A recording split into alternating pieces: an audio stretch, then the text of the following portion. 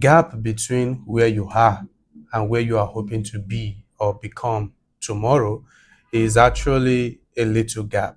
And that's what I tell new artists, that you should do more free shows, like your life depends on it. What does that simply mean? Uh, there are DJs, there are people who organize events, there are people who organize award nights and all those kind of things. And I tell artists that, okay, reach out to those DJs, reach out to those people that, okay, oh, I want to come to your event, perform for free. Yeah. So the tendency of perform for free, then you go with your one or two of your friends.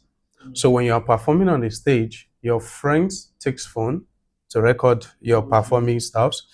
Only you and the organizer knows you perform for free. Yeah. The audience doesn't know. They don't know.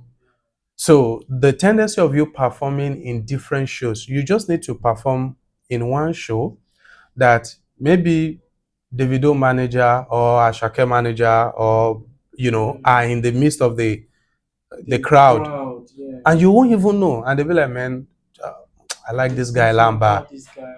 I mean, after the show, they just come meet up, and that career has changed.